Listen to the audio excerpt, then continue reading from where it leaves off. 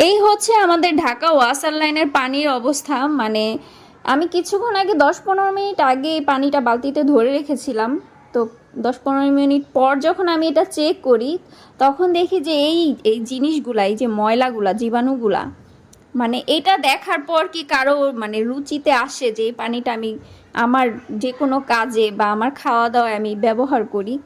তো ঢাকা শহরে মানুষ কেন অসুস্থ হবে না? মানে কথায় সবাই বেশিরভাগ কথায় কথায় বলে যে ঢাকা শহরে মানুষ বেশি অসুস্থ হয়। এই যে অসুস্থতার কারণ তো নিজের চোখের সামনে, যে এই পানিগুলো যদি একটা মানুষের দেহে প্রবেশ করে তার কতটুকু ক্ষতি হতে পারে, মানে এটা তো ধারণার বাইরে।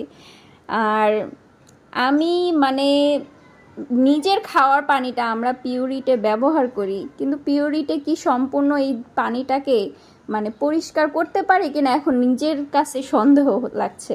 আর এই পানিটা আমি ধরে রাখাতে এটা আসলে দেখতে পেরেছি, যখন মানে রিসেন্ট পানিটা হাতে নিয়ে দেখলাম যে আসলে এরকম কিছু বোঝা যায় না, পানিটা যখন জমে থাকে তখন এই ময়লাটা বোঝা যায়।